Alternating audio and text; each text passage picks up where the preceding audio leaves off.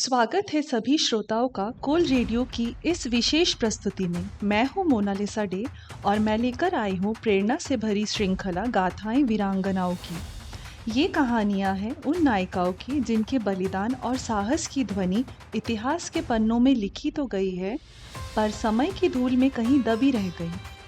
आज हम उन्हीं पन्नों को पलटकर आपके सामने प्रस्तुत कर रहे हैं ये कहानियाँ, ताकि उनके संघर्ष, उनकी शौर्य गाथा और उनका अमर बलिदान फिर से गूंज उठे।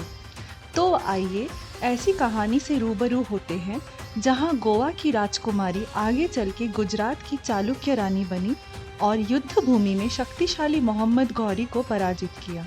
सन 1191 तराइन की पहली लड़ाई, जहां पृथ्वीराज चौहान ने मोहम्मद गौरी को हराया था। यह गाथा इतनी विख्यात हुई कि मानो इतिहास में गौरी ने पहली बार रणभूमि पर पराजय स्वीकार की हो। लेकिन तराई की लड़ाई से लगभग 16 साल पहले ही भारत में गौरी को एक बड़ी पराजय का सामना करना पड़ा था। और सबसे आश्चर्यजनक तथ्य ये है कि उस पराजय के पीछे कोई महान राजा नहीं, बल्कि गुजरात की एक वीरांगना थी। हम बात कर रहे हैं पराक्रमी चालुक्य रानी नायकी देवी की। संभव है यह नाम आपके लिए अपरिचित हो या बहुत कम लोगों ने इसके बारे में सुना हो। उन्होंने दिखा दिया कि युद्ध ताकत से नहीं, हिम्मत, चालाकी और मजबूत इरादे से जीते जाते हैं। नायकी देवी बचपन से ही घुड़सवारी, तीरंदाजी, युद्ध कला और शस्त्र संचालन में दक्ष थी। उनकी अदम्य वीरता और असाधारण कौशल ने उन्हें इतिहास में विशिष्ट स्थान दिलाया। 12वीं सदी के अंत में उत्तर भारत गहरी राजनीतिक अस्थिरता से गुजर रहा था। उस समय गुजरात पर चालुक्य वंश का शासन था, जिसे सोलंकी वंश भी कहा जाता था, जिसकी राजधानी अनहिलवाड़ा थी, जो आज का पाटन कहलाता है। इसी दौर में गोवा के कदंब शासक महामंडलेश्वर परमादी की पुत्री नायकी देवी का विवाह गुजरात के सोलंकी राजा अजयपाल के साथ हुआ। राजा अजयपाल देव उस समय गुजरात के शासक थे, किंतु उनका शासन अल्पकालिक रहा, क्योंकि राजगद्दी पर बैठने के मात्र 4 वर्ष बाद ही उनका निधन हो गया। इसके पश्चात 1175 ईस्वी में नायकी देवी और राजा अजयपाल के पुत्र मूलराज द्वितीय को राजगद्दी सौंपी गई। नायकी देवी ने प्रतिनिधि के रूप में राजमाता की भूमिका निभाते हुए साम्राज्य का संचालन किया। दरबारियों को आशंका थी कि गुजरात दुर्बल हो जाएगा, लेकिन नायकी देवी के साहस और दृढ़ संकल्प ने पूरे राज्य में नया उत्साह और आत्मविश्वास भर दिया। सन 1173 में युवा घुरिद राजकुमार मोहम्मद शहाबुद्दीन गौरी ने अफगानिस्तान में गजनवियों को हरा दिया था।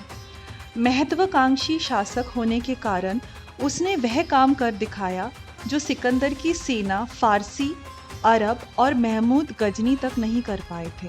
गौरी ने 1175 ईस्वी से 1206 ईस्वी तक भारत पर कई आक्रमण किए। मुल्तान 1175, पंजाब 1179, पेशावर 1180, सियालकोट 1185 और अंत में दिल्ली 1192 पर विजय प्राप्त की। मुल्तान जीतने के बाद उसने भारत की संपदा लूटने की योजना बनाई और उच्च शरीफ पर हमला किया, जो आज पाकिस्तान के पंजाब प्रांत के बहावलपुर जिले में स्थित एक प्राचीन ऐतिहासिक नगर है। महमूद गजनी और मोहम्मद गौरी के आक्रमणों ने सीमाएं कमजोर कर दी थी। उत्तर भारत के राज्य एक एक कर विभाजित होते गए, जबकि पश्चिम में गुजरात समृद्ध व्यापारिक केंद्रों और सोने चांदी से आलोकित मंदिरों के कारण गौरी की नज़र में था।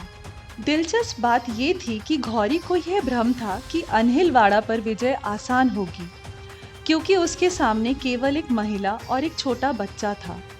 उसे लगा कि जीत निश्चित है, मगर वह ये नहीं जानता था कि गुजरात का उत्तर केवल पुरुषों की तलवार से नहीं, बल्कि एक महिला की दूरदर्शिता से मिलेगा।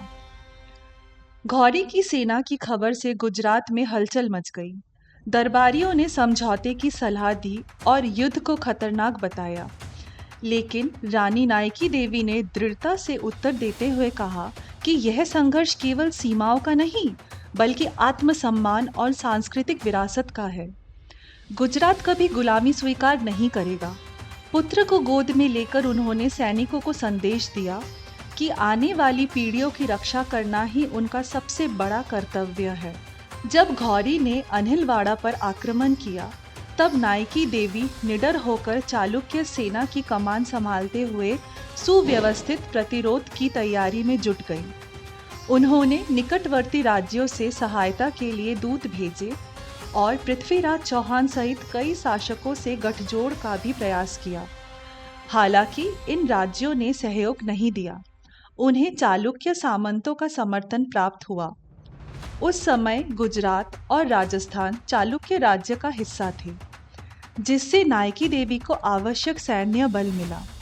उन्होंने सरदारों और किलों के प्रभारी अधिकारियों से सीधे संवाद कर उन्हें एकजुट किया। गुजरात के राजपूत कुलों ने भी रानी के नेतृत्व पर पूर्ण विश्वास जताया। पाटन, जूनागढ़, खंभात और गर्दा जैसे प्रमुख किलों में जासूस तैनात किए गए और दूतों के माध्यम से लगातार सूचनाएं पहुंचाई जाने लगी। सीमांत गांवों में नागरिकों की सुरक्षा के विशेष प्रबंध किए गए ताकि आक्रमण की स्थिति में जनता सुरक्षित रहे।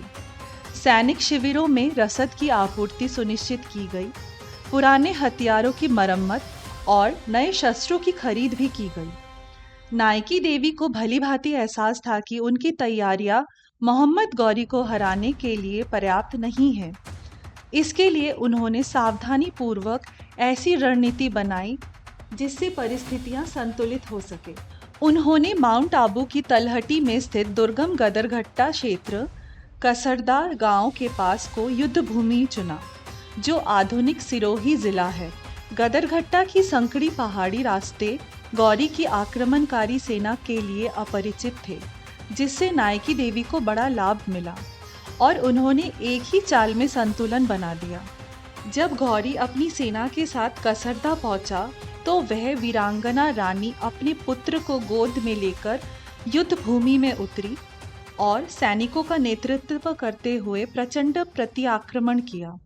कमजोर दिखने वाली चालुक्य सेना ने अपने मजबूत पंक्ति में खड़े कवचधारी युद्ध हाथियों के साथ आक्रमणकारी गौरी की अनुभवी घुड़सवार सेना का हौसला चकनाचूर कर दिया, जो पहले मुल्तान के शक्तिशाली सुल्तानों को हराकर आई थी। शीघ्र ही उसे एहसास हुआ कि परिस्थितियां उसकी अपेक्षाओं से बिल्कुल अलग है और यह अनुभव उसके लिए गहरी सीख साबित हुआ। गौरी का युद्ध प्रदर्शन पूरी तरह नाकाम रहा। वह अपनी जान बचाने के लिए कुछ सिपाहियों संग युद्ध भूमि से भाग खड़ा हुआ। इस हार ने गौरी का घमंड तोड़ दिया। उसने फिर कभी गुजरात पर कब्जा करने की कोशिश नहीं की। कसरदा के युद्ध के बारे में कहा जा सकता है कि यदि चालुक्य की अडिग रानी नायकी देवी ने नेतृत्व नहीं संभाला होता, तो संभवतः भारत का इतिहास बिल्कुल भिन्न होता। उल्लेखनीय है कि उनकी इस विजय का विवरण गुजरात के राज्य इतिहासकारों और चालुक्य शिलालेख दोनों में मिलता है। जैसा कि गुजराती कवि सोमेश्वर के काव्य में उल्लेख मिलता है, बाला अर्थात शीर्षु राजा मूलराज की सेना ने तुरुक्ष को यानी तुर्की आक्रमणकारियों के स्वामी को पराजित किया और म्लेच्छ अर्थात विदेशी सेना को परास्त कर दिया। 16वीं सदी के लेखक बदाऊनी भी आक्रमणकारी की पराजय का उल्लेख करते हैं और लिखते हैं कि वह बड़ी कठिनाई से अपने देश लौट सका। हालांकि कसरदा के युद्ध का सबसे विस्तृत विवरण 14वीं सदी के जैन इतिहासकार मेरुतंग के कार्यों में मिलता है। उन्होंने वर्णन किया है कि नायकी देवी ने गदरघट्टा के म्लेच्छों अर्थात विदेशी आक्रमणकारियों से युद्ध किया और उनके सेनापति को पराजित किया।